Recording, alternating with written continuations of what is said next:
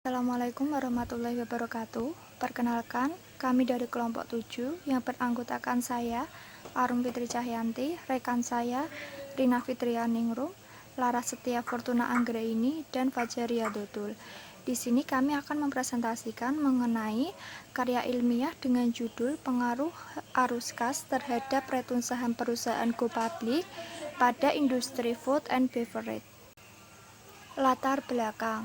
Investasi adalah penanaman modal untuk satu atau lebih aktiva yang dimiliki seseorang, biasanya berjangka panjang, dengan harapan mendapatkan keuntungan di masa yang akan datang sebagai kompensasi secara profesional atas penundaan konsumsi, dampak inflasi, dan resiko yang ditanggung.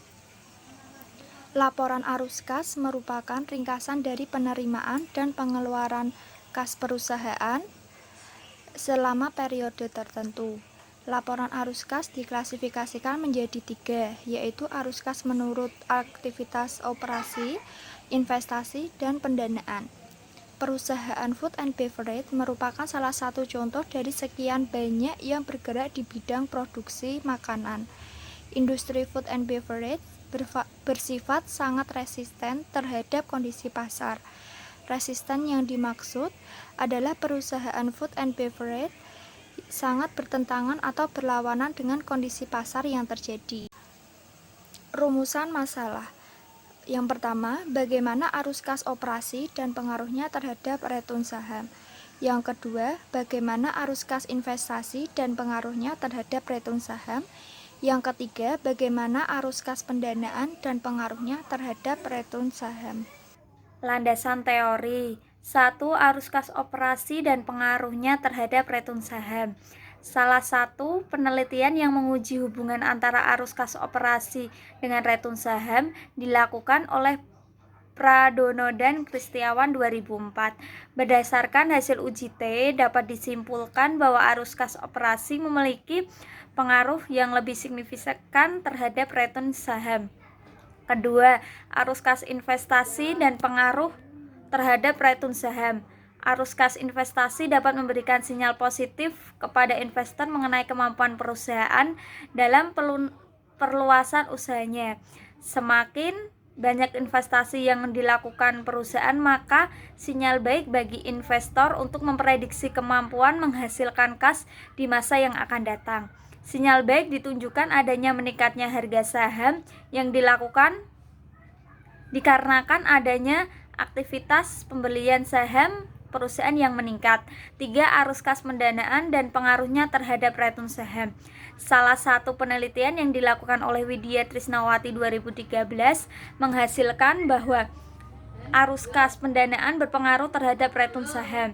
Arus kas dari aktivitas pendanaan merupakan aktivitas yang mengakibatkan perubahan dalam jumlah serta komposisi modal dan pinjaman perusahaan. Arus kas pendanaan yang positif merupakan indikator bahwa jumlah arus kas masa depan akan dana atau modal perusahaan juga meningkat. Hipotesis. Berikut tabel hipotesis. Arus kas operasi, arus kas investasi, arus kas pendanaan pada return saham. H1, arus kas operasi secara parsial berpengaruh positif terhadap return saham. H2, arus kas investasi secara parsial berpengaruh positif terhadap return saham. H3, arus kas pendanaan secara parsial berpengaruh positif terhadap return saham. Metode penelitian. Kualifikasi sampel. Sampel yang mempengaruhi kriteria yang dijadikan sampel yaitu sebagai berikut. 1. Perusahaan telah mempublikasi laporan keuangan yang telah diaudit secara berturut-turut. 2. Adanya kelengkapan data yang dibutuhkan yaitu laporan arus kas dan laporan harga saham. Data penelitian. Jenis data dalam penelitian ini menggunakan data sekunder, yaitu data yang tidak diambil langsung dari perusahaan tetapi diperoleh dari data yang telah diolah dan tersedia di BEI. Data yang digunakan adalah data kuantitatif dari perusahaan Go Public dari industri food and beverage tahun 2007 sampai 2010 yang berupa laporan arus kas. Variabel penelitian, variabel dependen dari penelitian adalah retumsahan, sedangkan variabel independen yang digunakan dalam penelitian ini adalah arus kas operasi, arus kas investasi, dana arus kas pendanaan.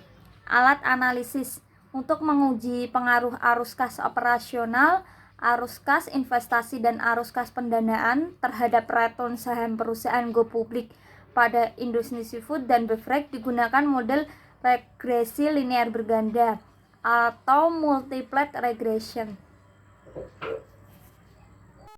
Hasil penelitian yang pertama yaitu pengaruh arus kas operasi terhadap return saham.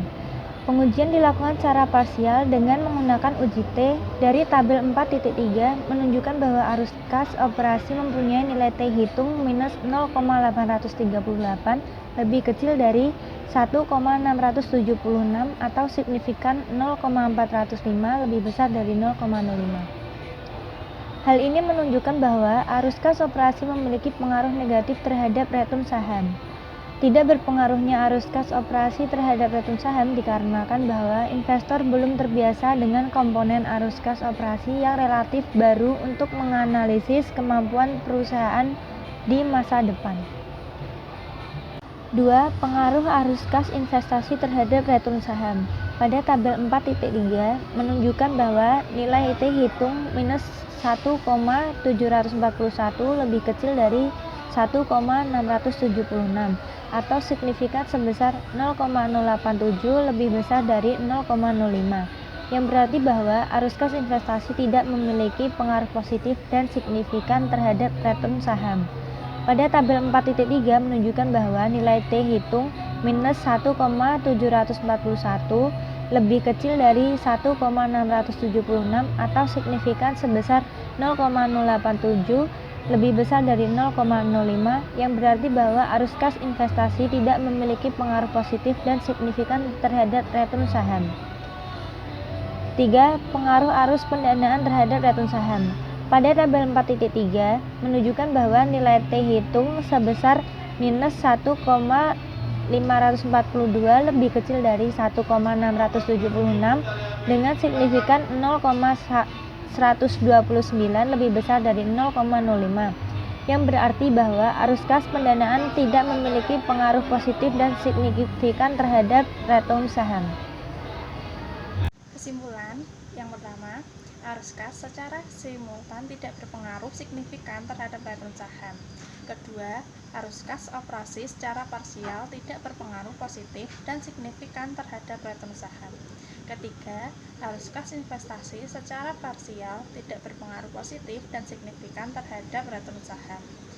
Yang keempat, arus kas pendanaan secara parsial tidak berpengaruh positif dan signifikan terhadap return saham.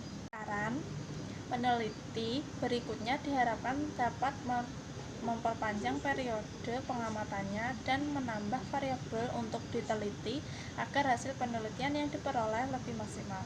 Yang kedua, peneliti selanjutnya sebaiknya menggunakan return harian. Ketiga, sampel perusahaan sebaiknya jangan terbatas pada perusahaan food and beverage. Keempat, memperhatikan faktor lain seperti faktor makro, misalnya inflasi, suku bunga, dan nilai tukar. Yang kelima, memperpanjang periode pengamatan.